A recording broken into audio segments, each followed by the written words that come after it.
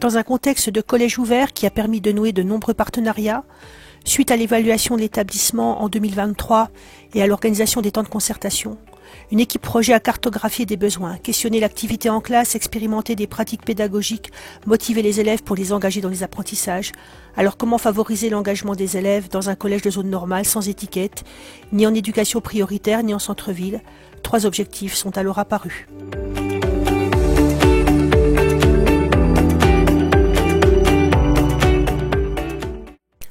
Lors des temps de concertation, les équipes ont défini les leviers et le plan d'action nécessairement évolutif pour questionner les pratiques, bousculer l'espace de la classe, proposer une variété de projets qui entraînent un maximum d'élèves dans l'action et dans la responsabilité.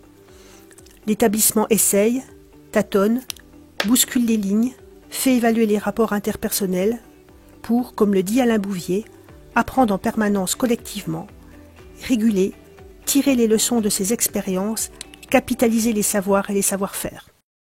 Pendant que l'enseignant est en classe, il ne peut ni conscientiser ni analyser toutes ses actions et celles de ses élèves. Ces temps de travail réguliers permettent d'accroître le référentiel de connaissances de l'enseignant.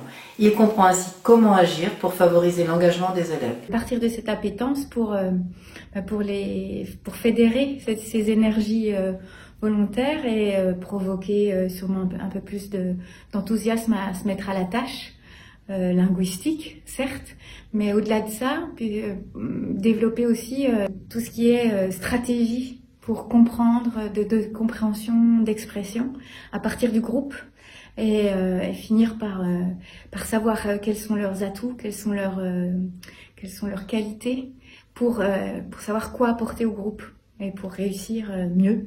Donc ces élèves ont pu mettre en œuvre des compétences orales, avaient une facilité à mobiliser à la fois ces connaissances, ces compétences en termes de savoir-être à l'oral, et ce de manière transdisciplinaire.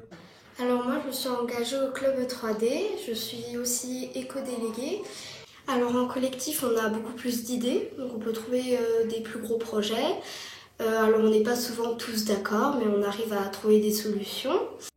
À l'issue de cette première année, nous pouvons confronter la mise en œuvre réelle avec la formalisation initiale. Les outils de pilotage sont à réviser pour plus d'efficience. Les réunions d'équipe vont permettre de mesurer les impacts sur les élèves, mais aussi l'effet transformant sur les relations interpersonnelles, les procédures, le développement professionnel et les déplacements de posture.